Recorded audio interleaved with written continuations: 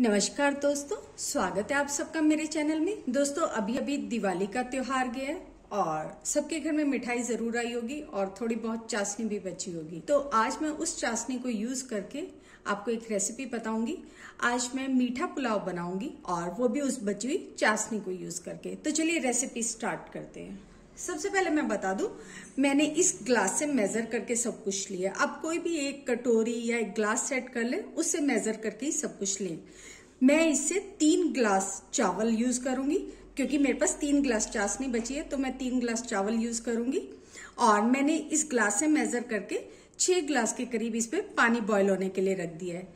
पानी को हम बॉयल होने देते हैं। पानी में बॉयल आने लगा तो अब मैं क्या करूंगी, इसके अंदर मैं फूड कलर डालूंगी 2 से 3 चुटकी। जैसा आपको कलर चाहिए आप उतना ही उसके अंदर ये फूड कलर ऐड करें। और 2 मैंने ये काली वाली इलायची ली है, जिसे हम मोटी इलायची भी लेते हैं। इसको मैंने थोड़ा सा आगे से इसका मुंह खोल दिया और फिर मैं इसे भी इसके अंदर डाल दूंगी और 1 मिनट के लिए इसे हम अच्छे से उबलने देंगे। पानी में अच्छा सा बॉयल आ गया तो अब मैं इसके अंदर चावल ऐड करूंगी। मैंने चावलों को अच्छे से धो लिया है 3-4 बार और अब मैं इसको इसके अंदर ऐड करूंगी। फ्रेंड्स, मैं इसमें बासमती राइस यूज कर रही हूँ। आपके पास जो भी चावल हो आप उसे यूज कर लें। पानी थोड़ा बहुत कम ज्यादा भी हो सकता है क्योंकि वो चावल पे भी डिपेंड करता है। आप पानी अगर चाहें तो थोड़ा सा ज्यादा ऐड कर सकते हैं, फिर आप उसको बाद में निकाल सकते हैं अगर वो आपको लगता है ज्यादा हो जाता है तो। और हमने चावलों को इतना बॉईल करना है कि लगभग 95% चावल हमारा इसमें कुक हो जाए। अब हम इसे हल्का सा हिला देंगे और फ्लेम को हमने बिल्कुल हाई रखना है। इसे हाई फ्लेम पर कुक करना है हमने। बीच बीच में मैं 1 से 2 बार इसे चला लूंगी ताकि चावल तली पर नहीं लगे। फ्रेंड्स, जब तक चावल हमारे पकते हैं तब तक हम आगे का स्टेप कर लेते हैं। ये मैंने एक कढ़ाई ली है और कढ़ाई के अंदर मैं लगभग 1 कड़छी के करीब देसी घी ऐड करूंगी। फ्रेंड्स, मैं आपको सजेस्ट करूंगी कि आप इन मीठे चावलों को देसी घी में ही बनाएं क्योंकि ऑयल में इसका स्वाद बिल्कुल भी अच्छा नहीं आएगा। तो आप इसे देसी घी में ही बनाएं। घी को हम गर्म होने देंगे। जब तक घी हमारा गर्म होता है मैं आपको बता देती हूँ, मैंने 20 से 25 दाने बादाम के लिए थे जिसको मैंने मोटा मोटा चॉप कर लिया। लगभग 1/4 कप के करीब मैंने किशमिश ली है। आप ड्राई फ्रूट कोई भी और अपनी पसंद का ले सकते हैं, कितना भी ले सकते हैं। तो अब हमने इनको रोस्ट करना है। घी गर्म हो चुका है तो मैं बादाम को इसके अंदर डाल दूंगी और हल्का सा भून लेंगे हम, बिल्कुल थोड़ा सा कलर चेंज होने तक। फ्लेम को मैं बिल्कुल लो कर दूंगी। बादाम हमारे भुन चुके हैं, इनका हल्का हल्का कलर भी चेंज हो गया और इसमें से खुशबू भी आने लगी है। तो अब मैं बादाम को कटोरी में निकाल लूंगी। फ्रेंड्स, मैंने चावलों को भी बीच में 1 से 2 बार चला लिया था। अब मैं इसमें किशमिश डाल दूंगी। किशमिश को भी हम भून लेंगे। ये जल्दी से भुन जाती है तो हमें ज्यादा टाइम नहीं लगाना इसको भूनने में। किशमिश हमारी भुन चुकी है, आप देख सकते हैं। अब मैं इसे भी निकाल लूंगी कटोरी में।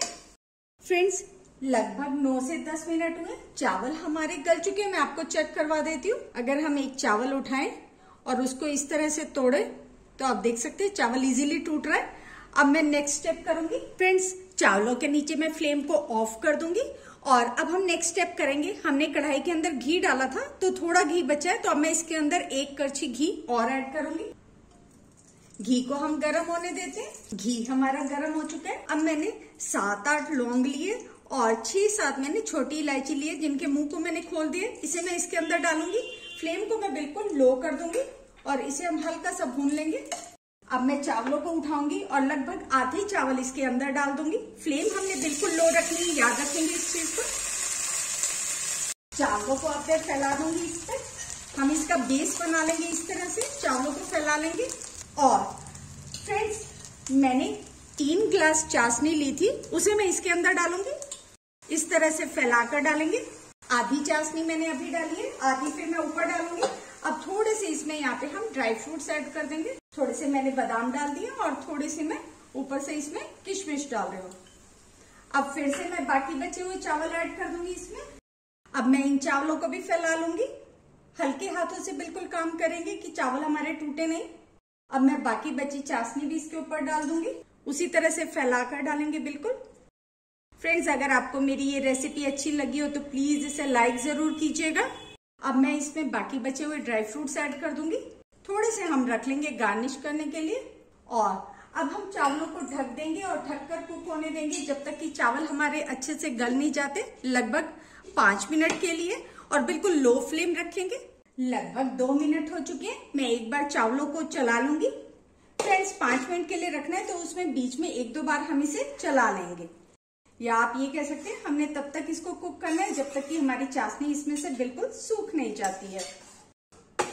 फिर से मैं इसे ढक दूंगी और कुक होने देंगे हम इसे। फ्रेंड्स मीठा पुलाव बनकर रेडी है, मैं आपको दिखा देती हूँ। आप देख सकते हैं हमारा पुलाव कितना खिला खिला बना है और अब पानी बिल्कुल भी नहीं है। आप चेक कर सकते हैं इसमें पानी बिल्कुल भी नहीं है, ये देखिए पानी सूख चुका है। अब मैं फ्लेम को ऑफ कर दूंगी और इसे 5 मिनट के बाद हम इसे सर्व कर लेंगे। फ्रेंड्स बची हुई चाशनी से बना मीठा पुलाव बहुत ही टेस्टी बना है। Thank you.